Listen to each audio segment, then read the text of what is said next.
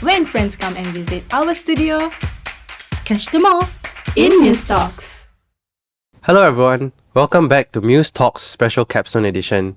This is a series where we cover food entrepreneurship in Singapore, and today on our third episode, we have someone from Marymount Bakehouse. Hi, I'm Jing Wen here. I'm from Marymount Bakehouse. I'm a co-owner here. And yeah, thanks for inviting me down today. Okay, we can just get started with the first question. So, how long have you been running this business for, and what made you and your boyfriend want to start? To be honest, I wasn't the founder. My boyfriend was the founder. However, I was with him during his home-based period, as well as when we were a takeaway shop in Sin Ming area before we moved to a full-fledged dining cafe at Farrer Park. What made him want to start baking was actually during COVID period, where most people were at home with nothing much to do, and everyone was just baking their own treats at home. So for him, he really delved into sourdough baking. It was something very different for him because he used to be a chef in restaurants. So yeah, picking up a new skill for him was something new, and he wanted to go into lah. And from there, he actually sold 1 loaf to 2 loaves a week, and then more and more. And he created a community. So most of the customers were staying around Marymount area, Sin Ming, Thomson, Bishan area. And then I joined him about 2022, where I helped out in markets, like farmers markets, pop-ups and events. And yeah, I really saw the potential of the business. So when there was an opportunity arose where we could share a space in Sin Ming with a local brand called Mr. Bucket Chocolaterie, we took that opportunity to open a takeaway shop. After about 9 months there, we decided we could take it further and move to a dine-in space. So, what made him want to pivot from cooking to baking? If you look at our menu, our items, a lot of items are actually very cooking inspired. So even though he's a baker now, he's also still a chef because a lot of the items require cooking skills. Yeah, something very different from what you usually see outside. So, when coming up with recipes, what was his inspiration and how long did it take for him to come up with new recipes? A lot are very inspired by his education in Switzerland and also his travels around Europe. So a lot of our items are actually very French inspired also. So to come up with new recipes, sometimes he gained inspiration from online, people who post their recipes or people who post their food. And then, yeah, he just makes it his own. I see. What are some of your favorite products from your store? I love sourdough, so I love bread. And it wasn't just bread that he's doing now. He used to only do sourdough bread baking before he ventured into like focaccias, pies, and now, of course, as a cafe, we have cooked food menu like sourdough pastas, etc. So I would say that other than the sourdough loaves that I started eating and enjoying, I really love the pastas. Yeah. All right, that's quite... It's all handcrafted and made from scratch. Oh, so how long... So everything is prepared in-house, right? Yeah, it's prepared in-house. So you guys are open from... Wednesdays to Sundays. But the prep starts from Mondays, Tuesdays, sometimes Mondays if we have a long week ahead, which means that if we have like pop-ups and farmers markets. So the prep is done by him and the kitchen staff, yeah. I do the prep on Tuesdays too. Oh, I see. So yeah. How many staff do you guys have now? Right now, we rotate because not everyone will come every single day. So if you want to count in total, for the kitchen staff is about 6 to 7. So that's on a day? As in rotating in total. Okay. Yeah. Oh, so you have 6 to 7 staff rotating throughout the week? Yes. So how many operate the store at any given moment? On the weekdays, we will have at least 4 in the kitchen. On weekends, 5 to 6. But he works every day? Yeah, he works every day. Oh, wow. Okay. Same as me. So for me, I'm there from Tuesdays to Sundays also, doing the prep on Tuesdays and then operations on Wednesdays to Sundays. And then usually on weekends, we will have at least 2 people in the front of house. Yeah. So that's excluding the kitchen staff. I see. Kitchen staff is at least 5. I see. And sourdough, you can't ferment it too long and you can't ferment it too less also, which is why we prep for Wednesday on Tuesday And then we prep for Thursday on Wednesday and vice versa. And yeah, so on. Okay, Yeah. that makes sense. How long does prep take? The whole day. Like from 9 to 6. And what does that process look like? Okay, so because we need to mix the flour in with our starter and our recipes basically, plus the doughs need to ferment for at least 6 to 7 hours outside the fridge before we put it into the fridge to cold ferment till the next day morning, and then we bake it in the morning fresh. So it really takes a lot of time. Plus we make all our pie crust from scratch. We make all our pastas in-house. So that's literally everything that we have to do on Tuesday. That sounds It's like a lot of work. Yeah, it's a lot of work. But I'm sure it's something that you guys are passionate about, and I'm sure that reflects in the food also. Yes. Yeah. To us, quality is really important. So we want to make everything fresh. We don't freeze items. We don't keep them like many days overnight. Yeah, we don't. So for your sourdough starter, you have this one batch. Just have one batch of sourdough starter. Yeah, we started off home base, and we have just been feeding it all the way until now, 3 times a day. So it's about 2 years old now? 3 2, to 3? 4? Yeah. Oh, that's quite long. Yeah, I did. The flavor changes over time, right? So I'm sure it's different back then than it is now. I would say it's pretty consistent because the amount of time that we ferment and when we stir it into the dough is quite similar. We never really changed our recipes, and also the timing that we take for fermentation. So I would say that it's quite consistent. Oh, so how long did it take for him to get that sourdough starter? About 3 weeks. Because sometimes when the bad bacteria goes in, it fails, you have to scoop it out, there might be mold. You only want the good stuff to remain inside.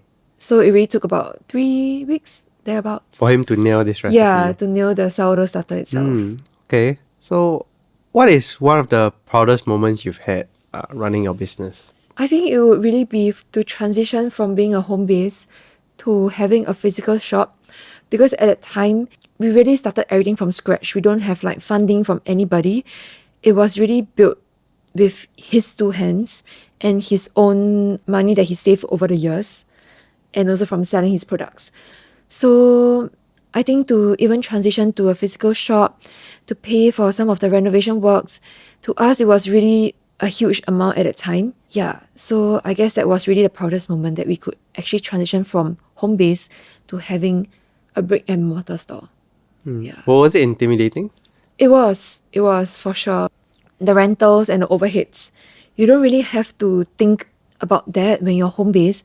But right now, and at the point in time when we open a physical space, we think about rental, we think about your utilities, your bills, and whether like customers are going to come and find you.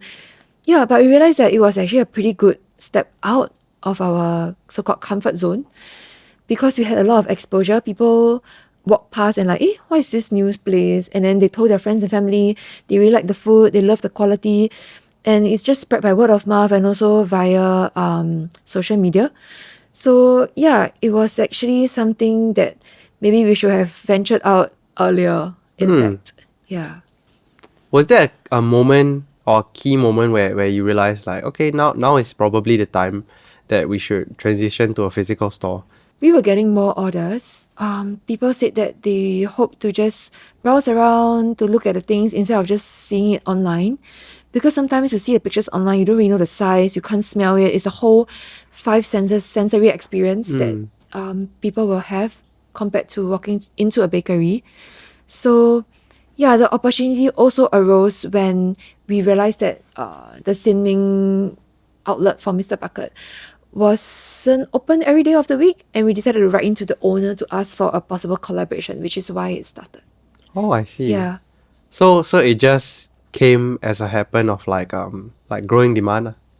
Growing demand, plus we saw the opportunity and we reached out. Yeah. And yeah, I guess it was something that worked beautifully. Yeah.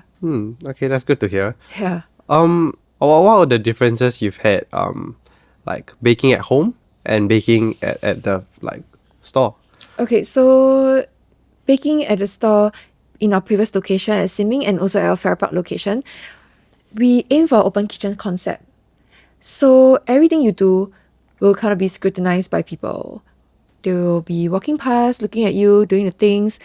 It felt a bit intimidating at first because people will just kind of like stare into the glass, and you feel like you're in some enclosure. Yeah, because people will just be staring at you doing your things.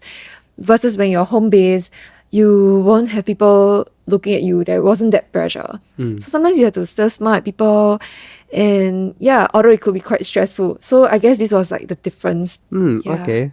But I think it's good because customers can like visually Yes, see how their product is exactly. coming made. So yeah, I think it ties Yeah. back to your goals of keeping everything fresh, right? Yes. So people can literally see us make the doughs the day before, and some will be like, huh, these are not for sale. Then we try to explain to them saying that, oh, it needs to be fermented overnight and we bake it fresh tomorrow morning so you can come by the next day to get it.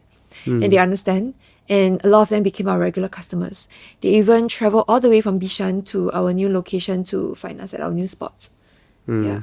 All right. As for equipment, was there any changes in the equipment you guys used from when you went to from home base to a physical store? Yes. So when we first really started, it was really crazy because we were baking loaf by loaf, one by one in the oven. Before investing in a bigger oven that can accommodate 5 loaves in one deck. So it was a double deck oven. So we could only bake like 10 at a time. That was what we used when we were still at our takeaway location. Before we realized that the growing demand, we can't just bake like 10 loaves in an hour. It takes about an hour for every cycle of bread, from the intricate scoring to putting it into bake. So we decided to invest in an even bigger oven, 3 decks of 6 at once. So we could bake 18 every single hour. Oh. Yes. So yeah, that's our production space right now. And of course, everything is still intricately scored and handmade. So yeah, in terms of equipment wise, I think this was one of our biggest investments. And also from moving from a home base to a more like so-called commercial space. Yeah, we upgraded a lot of our ovens. It was a lot of cash outflow, but it was needed because we needed to up that production. Yeah. Yeah, okay, that makes sense. Yeah. To feed the growing demand, especially during Christmas time, which is our busiest period, like November and December. Do you guys face any challenges when you went from making one loaf to now 18 loaves at a time? Challenges wise, not really. I think it's actually more efficient to be able to bake more at once rather than like using your own conventional oven where you just bake one loaf, take it out, score it again, and then steam it again, cover it and steam it to continue baking. That's really crazy. Yeah, so it's easier to Yeah. get the QC, right? Because Yeah, I would say all of them yes. have the same Like baking the oven, conditions. yeah, exactly. The oven already has like the steam function. You don't have to inject it yourself and all. Yeah. During your experience when you were starting up, was there any help that you received? Starting up, I would say that Ian, the founder, he did everything on his own. I guess the help that he received was actually from his friends and also like me, who helped him out at farmers market, at the booths, interacting and talking to customers and letting them know about our products, while he was able to fully concentrate on his back end, his making of the bread, his baking side. So how old was Ian when he started? 28. So he's 28. So before that, he was working in multiple restaurants, Yeah, right? he was. So what made him want to leave? He didn't really enjoy working in the other places, and just nice COVID started also I see. when So he just left his previous place. I So see. I guess it was a time of like delving deep into himself and asking the right questions and what should I do next? What is my next step? Because COVID hit, I'm jobless for him lah. So is there anything that because of his experience that he does differently in the bakehouse? I would say yes, because he used to do fine dining and restaurants. Everything in our bakehouse now looks refined. I would say it's a sensory experience before, it's a feast for the eyes before the feast, the feast for the stomach. So everything is very, like for his breads, it's very intricately scored. For his pies, intricately garnished, very pretty looking. But everything is for a reason. It's for the elevation of the taste and the looks. So you think that that's also like, that could be part of the reason why it sets you apart from other bakeries, right? Yeah. Yeah, which is why people always buy it as gifts because it look good. They're like, oh, so pretty. I think my friend would love this. And of course, it tastes good. It can't just look pretty and don't taste good. yeah. So I think that's the important part also.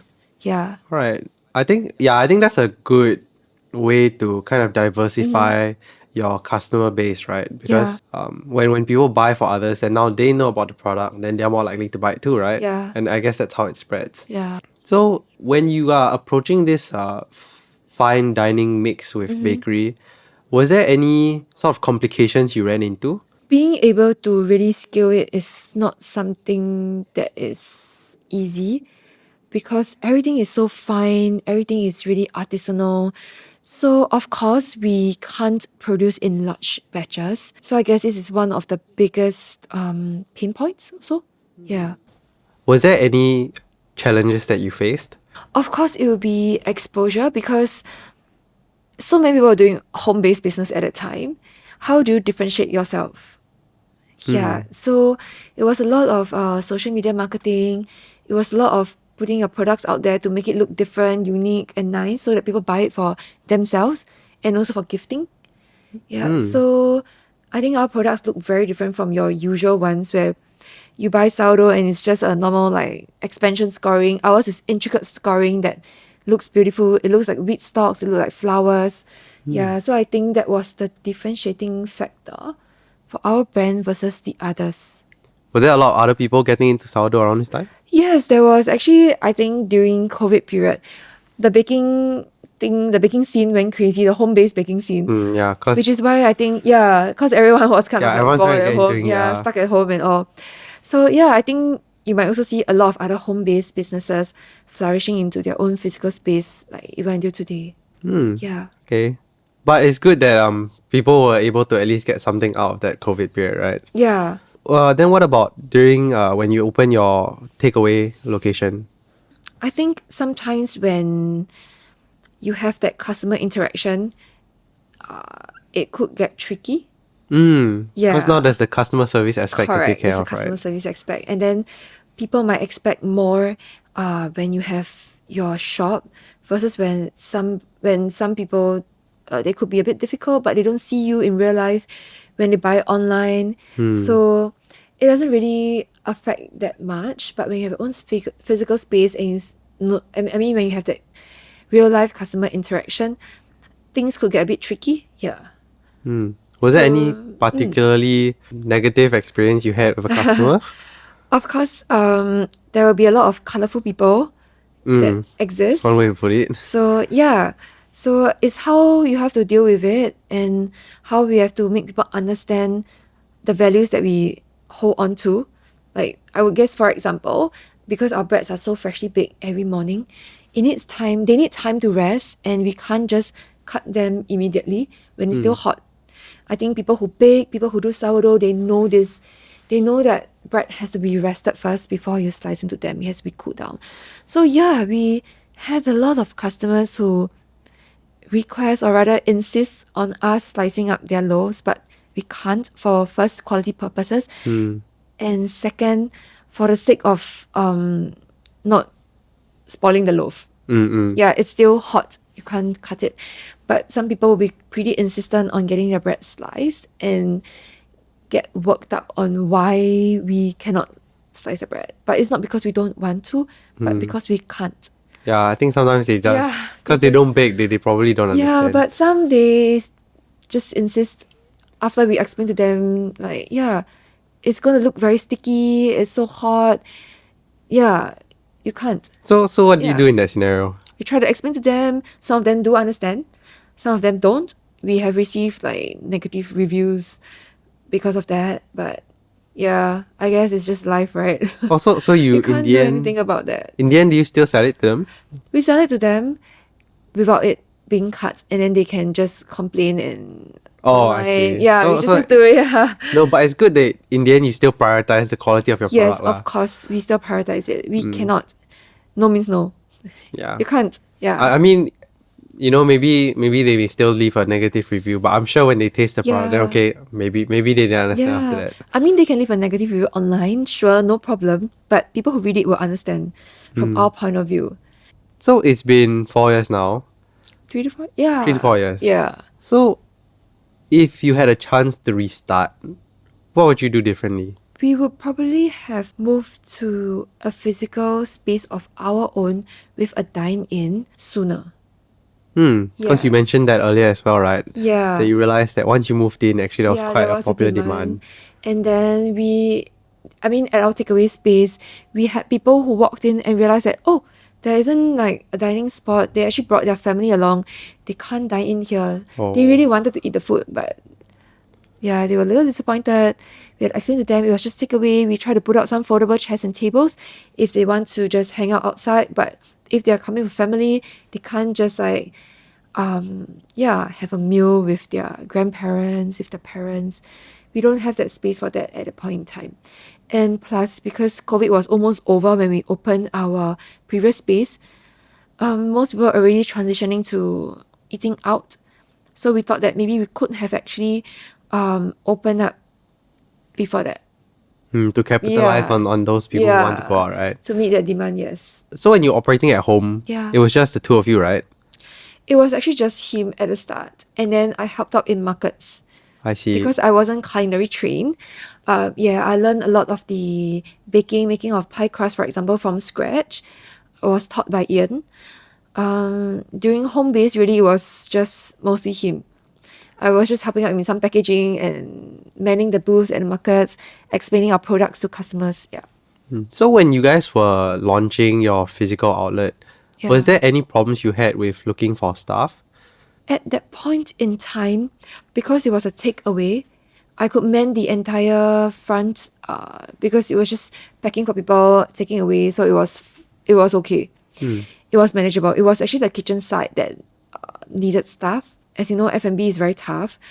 People come and go. It wasn't easy to hold on to a particular staff. Sometimes you feel a bit sad that you trained up somebody and then they leave Yeah, and then in they like just leave, 3-4 right? months. Yeah. So I guess it's something that is ongoing and we just have to keep dealing with it. Yeah. Oh, so even until now, you still kind of face these manpower issues. People come and go, yes. We do have more permanent part-timers and permanent staff, yes. But matter of fact is that you never know when they will just decide to leave also. Yeah. People can just pursue their passions, make career change, a lot of things. So in life, there's always this uncertainty. What do you look for in your staff? Because I'm sure with a company or with a bakery like yours where Yeah. everything is made in-house and there's Yeah. a focus on freshness. So what do you look for when you're hiring? The commitment and passion must definitely be there because in F&B, I'm very sure a lot of people don't just choose F&B because they definitely don't choose it because of the pay, for sure. F&B Yeah. doesn't pay as well as like other industries like tech, engineering, for example. It's very different. So people who really want to do this are people who want to learn. They have an interest in food. They have an interest in flavors. So definitely people that we hire or who apply for the roles here have definitely a level of interest in baking, in cooking, in wanting to understand how food is made and products are being produced. So yeah, we can only truly know it over time after they work here, say 1-2 weeks, and how they grow. Yeah. Right. You never really know. People might say it's a passion thing, it's an interest thing, but sometimes passions might fade. Yeah, it might change. And I guess only time will tell. Yeah. Yeah. Sometimes you may still have the interest or the passion, but sometimes maybe your priorities have Yes, to in shift. life, exactly. Yeah. You guys have been around for quite a while, but do you have any future goals for your business? Maybe opening more outlets? For now, we are not looking at that. For now, it's more of quality control, improving our service standards to meet people's expectations, and also in expanding our offerings at our place. we always change up our products and have specials. So it keeps things fresh. Our regular customers can always try something new. So for now, that's what we are focusing on. Of course, in future, we don't know what the future holds. If we can manage, maybe we might do something more. But as for now, in the near future, in the near 1 to 2 years, we might not do that. All right. Yeah. It's just on focusing on ourselves, our quality, our products, yeah, and making sure that it's sustainable. How much of your customer base is regulars? For now, because we just moved into dining space and with more publicity, we're getting a lot of new crowd. We still see a lot of our regular customers, but I wouldn't be able to tell like a certain number or Oh, so percentage. I can't give a percentage. Okay, Yeah, I that can't makes give a sense. percentage. Yeah. No worries, that makes sense. Yeah, I would say that when we were at a previous place, after we settled in for a few months, maybe about 60% were regular customers. okay. Yeah, 60-70%. Because they really stay around the area. But for now, I would say that because of the amount of new people coming in and dining in our shop, numbers have increased. The amount of regular customers percentage, it's not that the number of regulars decreased, but the percentage will definitely have decreased because we have a lot more new people who are also starting to become regulars who stay in the area. Okay. Do you have any particularly nice interactions you've had with some of these regulars? Yes. From our previous space, we have customers who will just walk over from nearby and just hang out with me at the shop, can speak for 1 to 2 hours, just drinking her coffee from the coffee shop because we didn't have coffee at that time, while eating our bakes. So I guess these were some of the very heartwarming moments. And for now, when we move into a dine-in space, yeah, we have regular customers who brought their friends over, just hang out at our cafe over coffee because we serve drinks now. We serve coffee, we serve tea. Yeah, so they just hang out with their friends over our food. They introduce new friends. They bring their new friends here, their family here.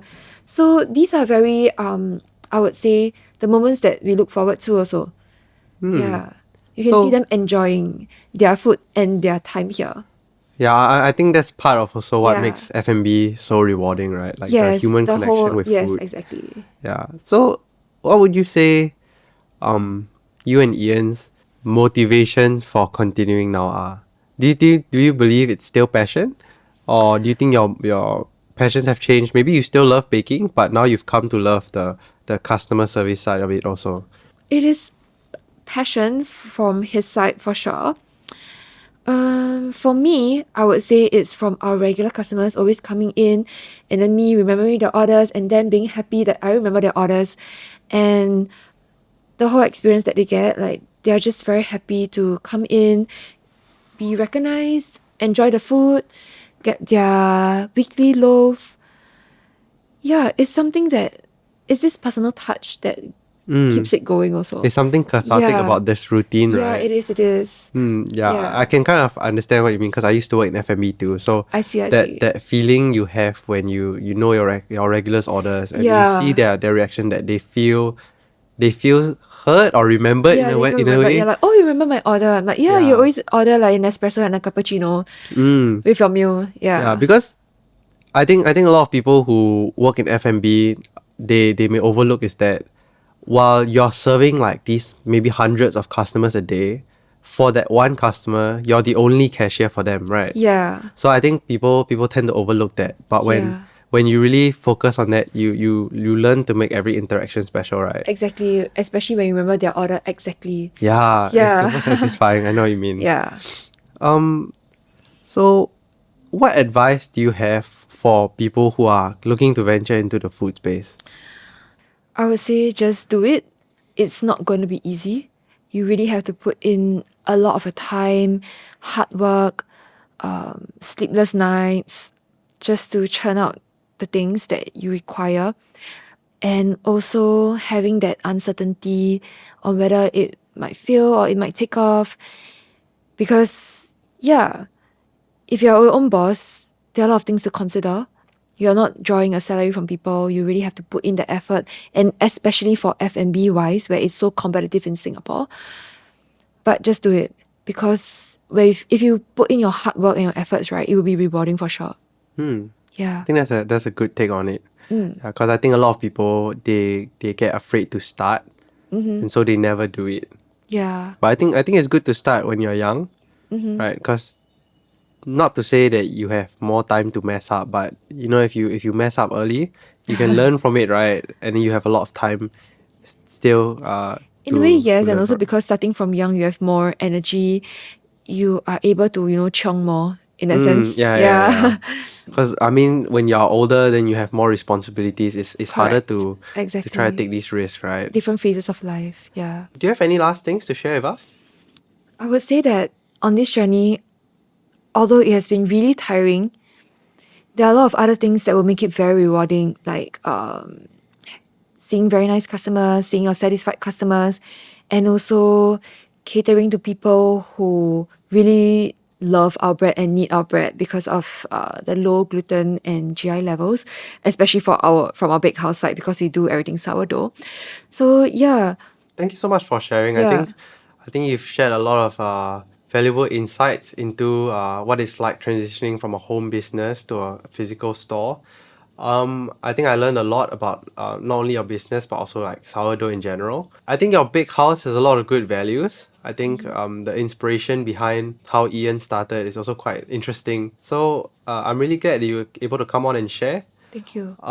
So that's all for this episode of Yeah. Muse Talks. Thank you so much for watching. Be sure to leave your thoughts in the comments below and drop a like.